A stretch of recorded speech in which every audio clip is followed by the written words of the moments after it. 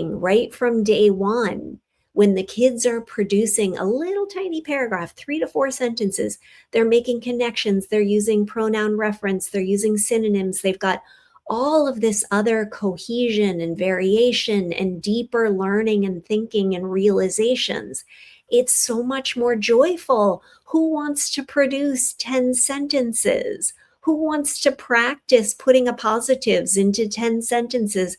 Weave it in when I'm writing about why Malala is so important because she advocates for the education of girls.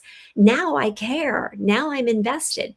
3 to 4 sentences, but this idea of teaching and practicing sentences alone in isolation, there's just so much research against doing that. Bingo. And I think that's important that Leslie just said that, Faith, right? Because very often you'll see on social media, people will get comfortable with what they think is cool or in style rather than what is the research saying, right? I agree. And I was one of those teachers, Leslie, myself. I was doing the whole positive thing for a while and in isolation and thinking that was the biggest bang for my buck. But once the research said that that wasn't the best approach, I shifted. And we don't have any studies that show that working like that. And then people propose it and say, well, there's no studies yet, but it hasn't been studied. Actually, it has. We have 50 years of isolated grammar instruction.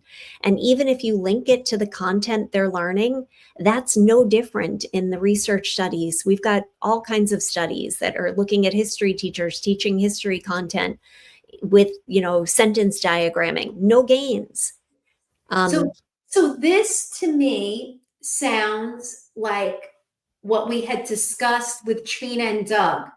So obviously their focus was on language, but writing is language. So it seems to me that listening to you, Leslie, and having had Trina and Doug on talking about how you can't just pull out certain pieces